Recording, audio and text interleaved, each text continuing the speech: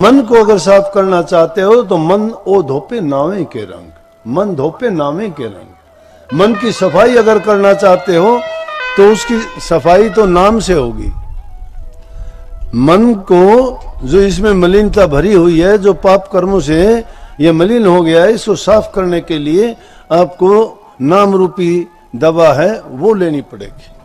जो जो नाम की कमाई करते चले जाओगे मन भी तुम्हारा साफ होता चला जाएगा। और वो अभ्यास करते रहो, अभ्यास इसीलिए कही कि करत करत अभ्यास के मूड मती होत सुजान, रसरी आवत जात तो सिल पर गिरत निशान।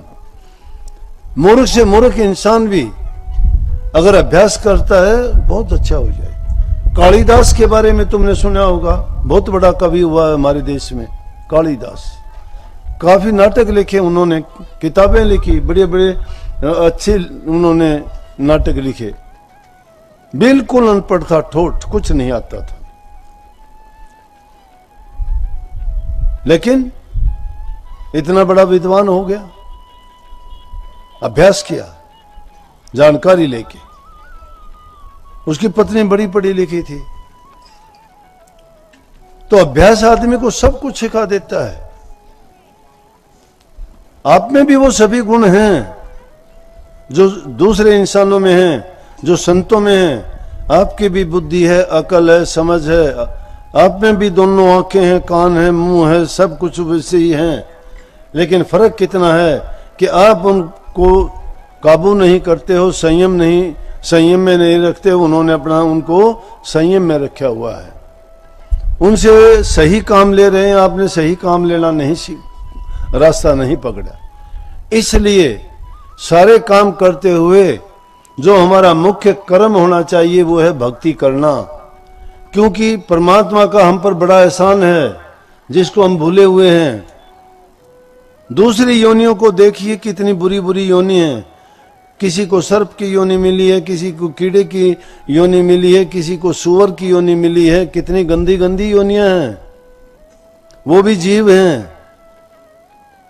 लेकिन हमारी तरफ भी देखो, इंसान का चोला मिलना बहुत कठिन है। इतना उत्तम शरीर मिला हमें, और उससे भी बढ़ के बात देखो कि गुरु भी मिला, नाम भी मिला, भक्ति करने का तरीका बताने वाले भी मिले, खोटे मंदे कर्म का भार था उसको उतारने वाले भी मिले, और उसी परमात्मा के दरबार में वापस पहुंचाने का हमारा इंतजाम करने वाले भी मिले हमें। इससे बढ़ के और हमारे लिए क्या अच्छा मौका होगा।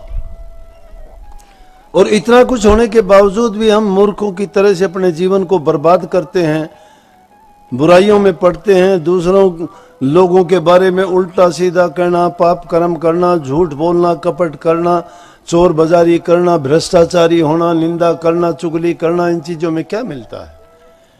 घरों में आपसी झगड़े करके शांति भंग हो जाती है, एक दूसरे की बुराई करके तुम बर्बाद होते हो।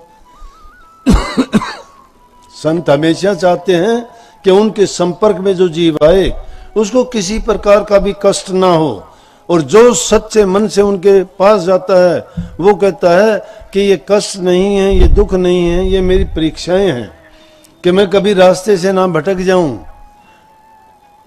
कई कह देते हैं कि गुरु की शरण में गए फिर तुम्हें ये दुख क्यों हुए, या वो खुद भी कह देता अपनी नासमझी के कारण कि मैंने नाम ले लिया फिर मुझे दुख क्यों हुए। वो नहीं समझते, क्योंकि हर चीज को परखा जाता है। अरे 2 पैसे की तुम हंडिया लेके आते हो, उसमें भी हाथ मार के देखते हो कि फूटी हुई तो नहीं है। तो गुरु का शीशे से ही बना लेगा, वो भी तो थोड़ा बहुत एक आधी परीक्षा लेके परखेगा कि कितना सच्चा है, कितना झूठा है, ये कैसा है। लेकिन गुरु तो वो भी नहीं करता। वो तो फिर भी तुम्हें कहते हैं कि चलो एक दिन सुधर जाएगा, जरूर सुधर जाएगा। और ये बात पक्की है कि जो गुरु की शरण में लगा रहता है एक दिन ऐसा आता है कि वो सुधर जाता है। द्वार धनी के पड़ा रहे, धक्के धनी के खा, कभी तो धनी निवाजी जो द्वार छोड़ ना जा। कुत्ते को देखा है क्या? कुत्ता नहीं देखा कभी आपने? गलियों में घूमते हैं कुत्ते, पाल भी लेते हैं कुत्तों को। पालतू बड़े लोग तो पाल के पटा डाल के घर में बांध के रखते हैं, लेकिन कई कुत्ते हम किसान लोग जो रखते हैं अपने घरों में उसको वैसे ही छोड़ देते हैं। वो घर में ही बैठा रहता है, खेत में भी जाता है, हमारे साथ काम करते हैं, वहां भी होता है।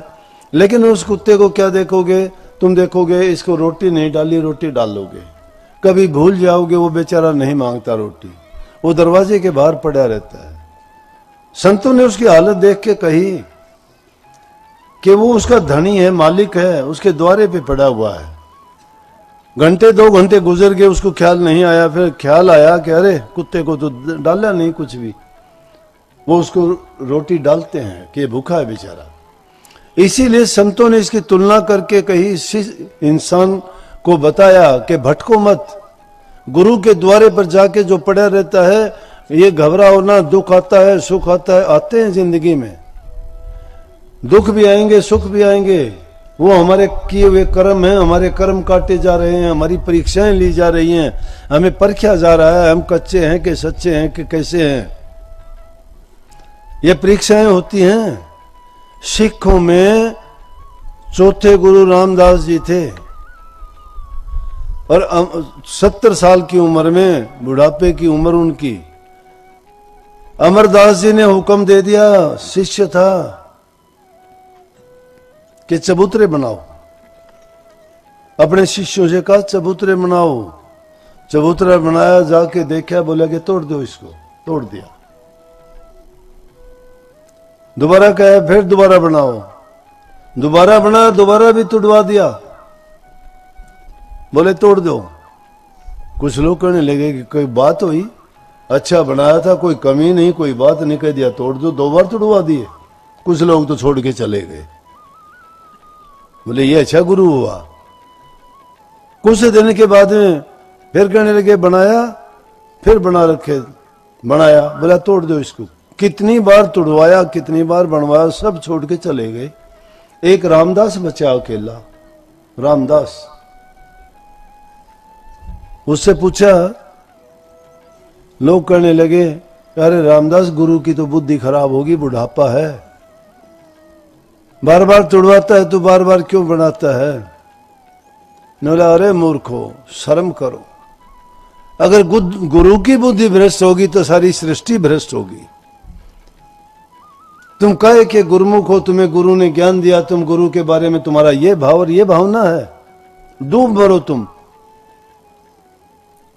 अमरदास जी कहने लगे, रामदास जी क्या आप इतनी बार बनाते रहे और तुड़वाते रहे, तो आप क्यों लगे रहे जब सब चले गए। बोला जी मेरा काम क्या है, सेवा करना, आपके हुक्म की पालना करना। आप कहते हो बना दो तो बना देता हूं, आप कहते हो तोड़ दे तो तोड़ देता हूं। मुझे तो सेवा मिली हुई है, मुझे ये नहीं देखना क्या बनता है क्या टूटता है। मुझे हुक्म है, उस हुक्म की पालना करता हूं मैं, उस हुक्म में चलता हूं। इसलिए ये बड़ा कठिन काम है। पिया का मारे कठिन है खांडे की धारा, बहुत कठिन है। क्या पता किस घड़ी क्या परीक्षा हो जाए।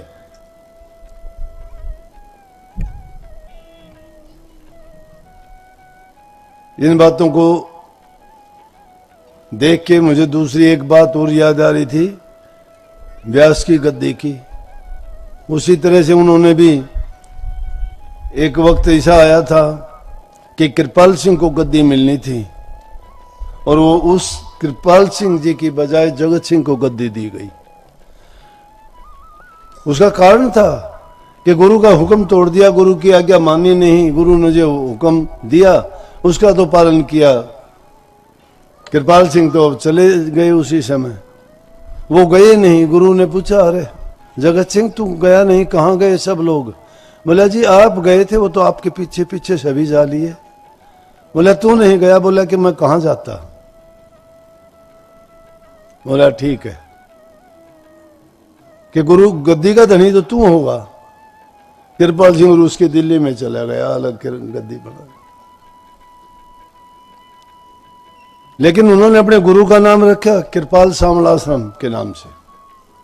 जितनी संस्था बनाई, स्कूल बनाए, गुरुमुख था। कृपाल सिंह बहुत उच्च कोटि के संत थे, ये बात नहीं थी। लेकिन आदमी से गलती होती है, वक्त पता नहीं कब भटका दे इंसान को। तो गुरु की परीक्षा में खरा उतरना बड़ा कठिन है। ये दुनियादारी के पदार्थ, ये लोभ, ये लालच गिरा देते हैं। एक मिनट में इंसान का विश्वास टूट जाता है। कई बार गुरु ही ऐसा खेल कर देता है जिससे वो उस परीक्षा में सफल नहीं होता। बाबा फकीर चंद की बात थी। इलाहाबाद के पास में एक जगह है, वहां पर महर्षि जी रहते थे। फकीर चंद जब होता बिना छुट्टी के भी वहां चला जाता और कई कई दिनों तक वापस नहीं आता था। और ये गुरु का प्रेम था, नौकरी की भी परवाह नहीं करता था। महर्षि जी कई बार तो रस्सों से बंधवा के उनको रेल में डलवाते थे और रास्ते में फिर खुलवा के वापिस चला जाता था। तनख्वाह मिलती सारी की सारी उनको दे देता था।